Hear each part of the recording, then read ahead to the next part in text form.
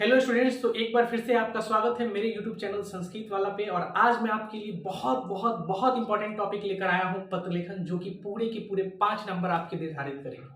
इसमें कुल 10 fill in the blanks होंगे, जिसे मंजूषा की सहायता से सही सही शब्दों का चयन कर भरना होता है और छात्रों को इसमें बहुत ज्यादा कठिनाई का सामना करना पड़ता है। तो आज मैं आपके इस प्रॉब्लम का सॉल्यूशन लाया हूं, बस चुटकियों में सॉल्व हो जाएगा। तो आपको करना क्या है, हमारे इस वीडियो को पूरे अंत तक देखिए, अच्छे तरीके से देखिए और फिर पत्र लेखन का प्रॉब्लम खत्म और 5 अंक आपके फिक्स हो जाएंगे। चलिए, होता क्या है, पत्र लेखन में 2 तरह के क्वेश्चंस पूछने के चांसेस होते हैं।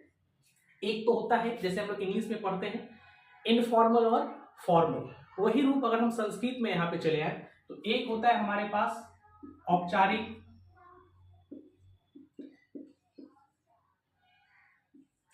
दूसरा होता है अनौपचारिक। चलिए, औपचारिक को हम लोग फॉर्मल बोलते हैं इंग्लिश में। इसमें संस्कृत में जो क्वेश्चन आपसे पूछेगा वह पूछेगा केवल और केवल एक ही प्रधानाचार्य को लिखने के लिए। अब चूंकि प्रधानाचार्य को लिखने के लिए भेजेगा तो इसमें 3 केसेज आ सकते हैं। पहला केस हो जाएगा हमारा विवाह में निमंत्रण हेतु, कि अगर आप जो है आपके घर में किसी का विवाह है, शादी है, और आप जो है उनका निमंत्रण सर को देना चाहते हैं। दूसरा हो सकता है शुल्क संबंधित, कि परीक्षा में या फिर आपके विद्यालय के शुल्क में जो है किसी प्रकार की कटौती की जाए या माफ कर दी जाए। तीसरा हो सकता है स्थानांतरण प्रमाण पत्र, जिसको लोग बोलते हैं टीसी, यानी ट्रांसफर सर्टिफिकेट। तो इन तीनों से संबंधित ही आएंगे। अब होता क्या है कि हम लोग आज पहले बात करेंगे इस वीडियो में औपचारिक पत्र लेखन के बारे में, फिर अगले वीडियो इसके पार्ट 2 में हम लोग लेकर आएंगे अनौपचारिक को कैसे करना है। एकदम बेहद आसान तरीके से ट्रिक्स के माध्यम से मैं आपको समझाने की कोशिश कर रहा हूं। तो चलिए शुरू करते हैं, औपचारिक पत्र कैसे लिखा जाएगा। देखिए, जब भी आपको एग्जाम में दिया जाएगा पत्र लेखन तो उसके प्रश्न में क्लियर चीजें लिखी गई होगी कि क्या मेन बॉडी रहने वाला है लेटर का, यानी कि आपको उसमें ऑलरेडी पूरी चीजें बता दी गई रहेगी कि आप किस क्लास के छात्र हैं, आपके घर में किसका फंक्शन है, किसका शादी है और किसके निमंत्रण पत्र आपको लिखना है। तो उसको ध्यान से पढ़ेंगे। वहां से अगर पढ़ने से आपके 1-2 क्वेश्चन जो है, 1-2 फिल इन द ब्लैंक्स, वो बहुत आसानी से वहां से आप क्रैक कर पाएंगे। अब देखिए, शुरू करते हैं। सबसे पहले जब औपचारिक पत्र लिखते हैं तो हम लोग स्थान के बारे में आते हैं। जहां से आप लिख रहे होते हैं वहां से हम लोग लिखते हैं। क्योंकि प्रधानाचार्य का पत्र लिखना होता है तो सामान्यतः जो होते हैं छात्र, वो छात्रावास से रहते हैं। अब देखिए, वास्तव क्यों लिखा है, क्योंकि स्थान में हम लोग हमेशा पंचमी विभक्ति का प्रयोग करते हैं। ठीक है, अगर मान लीजिए आप दिल्ली में हैं, दिल्ली तक इस तरह, तो स्थान का जहां भी हम लोग जिक्र करेंगे वहां पे हम लोग क्या लगाएंगे, पंचमी विभक्ति। और पंचमी विभक्ति कैसे लगाने, तो आपको जो स्थान दिख जाए तो आप समझ जाइए कि यह स्टार्टिंग होने वाला है। ठीक है, आगे बढ़ते हैं। हम लोग हिंदी में क्या लिखते हैं पत्र में, सेवा में प्रधानाचार्य महोदय, है ना। तो उसको ही हम लोग संस्कृत में लिखेंगे। सेवा में को हम लोग लिखते हैं सेवायाम। अच्छा, सेवायाम के लिए एक और दूसरे शब्द का प्रयोग किया जाता है जो है प्रतिष्ठायाम। तो स्टार्टिंग हमारे इन्हीं दोनों वर्डों से होगी, या तो सेवायाम होगा या फिर प्रतिष्ठायाम होगा। फिर क्या होगा, प्रधानाचार्य। प्रधानाचार्य के विद्यालय का नाम हो जाएगा यहाँ पे कि किस विद्यालय में है। फिर हम लोग क्या लिखना स्टार्ट करते हैं कि महोदय या फिर महाशय, आपसे सविनय निवेदन है। तो यहाँ पे महोदय, महाशय, मान्यवर।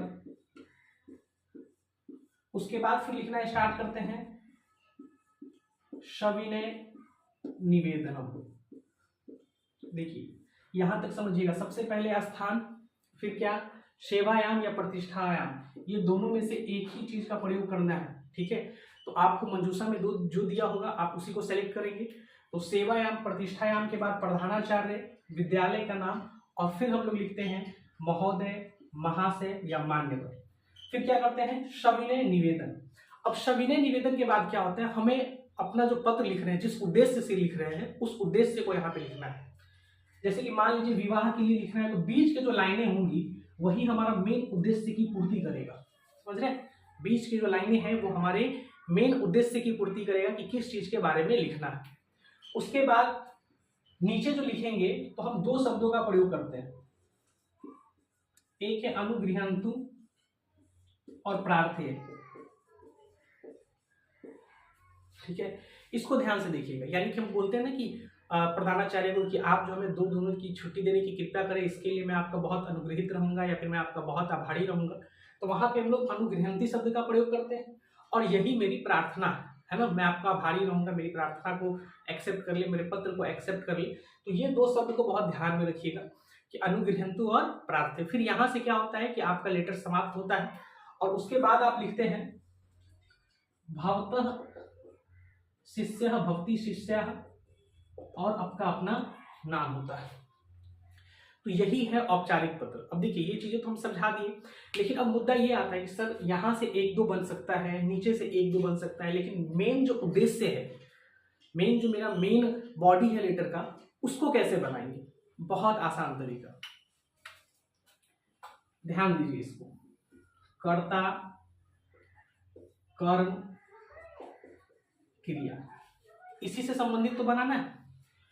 अब अगर आप पीछे वाले वीडियोस में देखे होंगे, वाच्य देखे होंगे हमारा वीडियो, तो उसमें आपको कर्ता, कर्म और क्रिया समझ में आ गया होगा। नहीं देखे हैं तो एक बार जाकर देख लीजिएगा। अब होता क्या है, देखिए जैसे मोहनम, सॉरी माय मिस्टेक, मोहनम पुस्तकम पठती, इसमें पठती क्या हो गया? क्रिया हो गया। वाक्य का जहां पे अंत होता है सामान्यतः वह क्रिया से होता है, तो यहाँ पे पठती क्या हो गया? वो क्रिया हो गया। मोहन क्या हो गया? कर्ता हो गया। अब देखिए एग्जाम में कैसे देगा, एग्जाम में मोहन पुस्तकम पठती में यहाँ पे फिल इन द ब्लैंक्स दे दिया हुआ है और मंजूषा है। तो आपको सबसे पहले मेन बॉडीज जो होंगी उसमें ये खोजना पड़ेगा कि क्या कोई ऐसे फिल इन द ब्लैंक्स है जिसके बाद सेंटेंस खत्म हो रहा है। यहाँ पे आपको दिखा ये फिल इन द ब्लैंक्स से सेंटेंस खत्म हो रहा है, तो आप माइंड सेट कर लीजिएगा कि यहाँ पे कंफर्म क्या होना है? क्रिया होना है। अब आप मंजूषा में खोजेंगे कि क्रिया कौन है। क्रिया पहचानते हैं यहाँ पे तीतंति, शीतत, आमी, आमाव, इष्यति, इष्यत, यानी लकार फॉर्म में जो भी होगा वो क्या होगा? क्रिया होगा। तो वहां से आप इसको बना सकते हैं। अब इससे एक और चीज बन जाएगा, कर्ता। मान लीजिए कि अगर मोहना, यहाँ से एक सेंटेंस खत्म है और नया सेंटेंस शुरू है, यहाँ पे फिल इन द ब्लैंक्स है, तो स्टार्टिंग किसी चीज की अमूमन किससे होती है? कर्ता से होती है। तो अब मान लीजिए यहाँ पे हमको पता है कि पठती है, तो यहाँ पे क्या होगा? कर्ता। तो पठती किसके साथ लगेगा? ऑप्शन देखिएगा तो आपको मोहन मिल जाएगा। तो अगर कर्ता फिल इन द ब्लैंक्स होगा तो क्रिया को देखकर लगाएंगे, और अगर क्रिया फिल इन द ब्लैंक्स है तो कर्ता को देख के लगाएंगे। ये दोनों तो बहुत आसान है। उससे भी आसान है कर्म। कर्म चलता है विशेषण विशेष्य रूप में, विशेषण विशेष्य रूप में। अब ये विशेषण और विशेष से क्या है समझिए। जैसे कहीं पे मान लीजिए डैश गृहाणी दिया हुआ है और ये सेंटेंस के बीच में है, यानी ना तो आगे है और ना ही पीछे है, तब समझ जाएंगे कि यहाँ पे क्या होगा? कर्म होगा। तो कर्म क्या है? विशेषण विशेष्य पे रहता है और विशेषण विशेष्य में सेम विभक्ति रहता है। यानी अगर यहाँ पे गृहाणी है तो ऑप्शन में अगर आपको नी से मिलता जुलता कोई वर्ड मिल जाए, अनेकानी, तो वहीं पे आप क्या लगा देंगे? गृहाणी। अब इन सारी चीजों को एक एग्जाम्पल, एक पत्र से हम लोग सॉल्व करने की कोशिश करते हैं। उसके बाद पूरा यकीन मानिए आपका औपचारिक पत्र क्या हो जाएगा? समाप्त हो जाएगा। तो चलिए एक पत्र लेखन के सहायता से हम आपको बताने की कोशिश करते हैं कि एग्जाम में आपको क्या तरीका अपनाना है और कैसे बनाना है। देखिए जैसे क्वेश्चन में यहाँ लिखा हुआ है कि भ्रातु विवाहे सम्मिलितुम प्राचार्य इति प्रार्थना पत्रम लिखत, यानी कि आपके भाई का विवाह हो रहा है और उसमें शामिल होने के लिए अपने प्राचार्य को क्या करना है? प्रार्थना पत्र लिखना है। चलिए ये हमारा मंजूषा दिया हुआ रहता है और इस मंजूषे की सहायता से ये जो पूरा का पूरा हमारे पास पत्र है इसको फिल करना होता है। तो आप कैसे करेंगे? देखिए मैंने आपको बताया कि सबसे पहले यहाँ पे अगर दिया हुआ है तो स्थान का यहाँ पे कहीं कोई जिक्र है नहीं, तो चलिए आगे बढ़ते हैं। यहाँ पे मैंने प्रधानाचार्य से पहले मैंने बताया है कि या तो आप लिखेंगे सेवायाम या प्रतिष्ठा या। अब मंजूषा में खोजिए कि क्या कहीं पे सेवायाम दिया हुआ है या प्रतिष्ठायाम दिया हुआ है, तो आपको दिखने को मिलेगा कि यहाँ पे है प्रतिष्ठायाम। तो चलिए यहाँ पे हमारा क्या हो गया? प्रतिष्ठा। अच्छा एक चीज का ध्यान रखना, जो चीज हो रही है उसको कट करते हुए चलेंगे। इससे क्या होगा कि आपके पास लास्ट टाइम में बहुत कम चीजें रहेंगी जिसका आप इस्तेमाल कर पाएंगे। अगला क्या है, श्रीमंत प्रधानाचार्य छात्र महाविद्यालय। यहाँ पे हम लोग किसका प्रयोग करते थे, यहाँ पे हम लोग प्रयोग करते थे, क्या हो जाएगा, यहाँ पे हो जाएगा मान्यवर। मैंने बताया कि यहाँ पे आपको क्या कर देना है, मान्यवर डाल देना है, क्योंकि यहाँ पे महाशय महोदय सविनय निवेदन, तो यहाँ पे है भक्ताम सेवायाम, यहाँ पे क्या हो जाएगा निवेदनम। देखिए तीन बहुत आसानी से मेरे साथ बन गया है ना, प्रतिष्ठायाम, मान्यवरा और निवेदनम। अब आगे का तो हम लोग पढ़ेंगे ही पढ़ेंगे। अब क्या कोशिश करेंगे, पहले कि अगर नीचे का कोई फिल होने वाला है तो नीचे को हम लोग फिल कर देते हैं। तो सबसे पहले देखेंगे कि 10 में क्या है, भक्ताम, तो नीचे मैंने क्या बताया, शिष्य होता है, तो यहाँ पे दिया हुआ है शिष्य, तो शिष्य। अब कुल मिलाकर देखिए आपने 4 फिल इन द ब्लैंक्स कर लिए, ये 4 कंफर्म नंबर आपके आ गए हैं कि नहीं। 4 में 4 इंटू हाफ करेंगे तो कितना हो जाएगा, 2 नंबर्स तो कंफर्म हो गया। अब बाकी चीजों पे भी मैंने बताया था कि नीचे में 2 शब्द होता है, एक होता है अनुगृहंतु और एक होता है प्रार्थे, तो उसको सीधे नहीं डाल देना है, आपको पहले देखना पड़ेगा कि कहाँ पे वह सूट कर सकता है। तो चलिए ये हो गया 4। अब सारी चीजों में यानी हमारे पास जो 6 फिल इन द ब्लैंक्स बचे हैं, इस पे हमें काम करना है। तो मैंने क्या बताया कि सबसे पहले आप खोजना शुरू कीजिए कि क्या कोई क्रिया या कर्ता है। तो क्रिया क्या होता है, जिसमें सेंटेंस खत्म होता है। तो आप देखिए यहाँ पे एक जो है सेंटेंस खत्म हो रहा है, एक यहाँ पे खत्म हो रहा है, एक यहाँ खत्म हो रहा है, 3 जगह हो गए।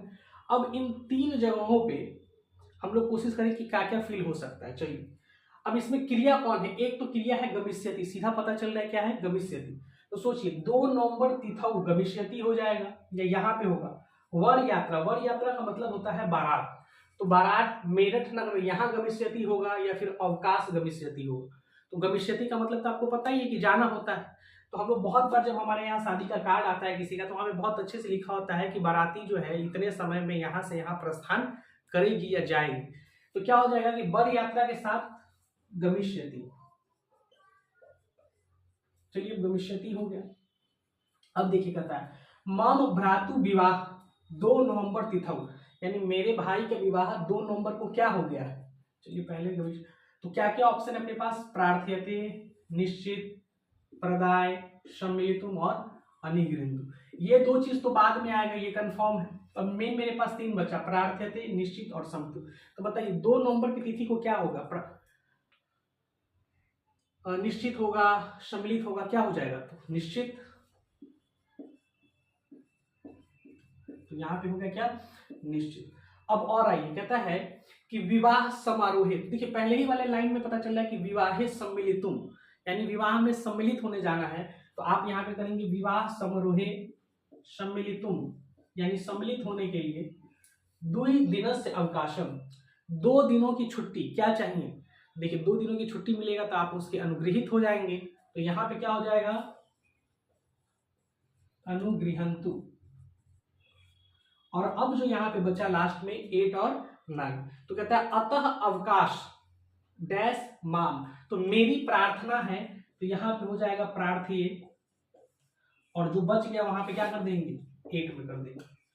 तो बनाने का तरीका आपको फिर ऐसे ही रखना है कि पहले ऊपर से 2-3 बना लें, फिर नीचे का 2-3 बना लें। जब 4-5 आपके बन जाए तो बाकी 4-5 में आप कर्ता खोजे, क्रिया खोजे, विशेषण विशेष से खोजे और फिर बनाए।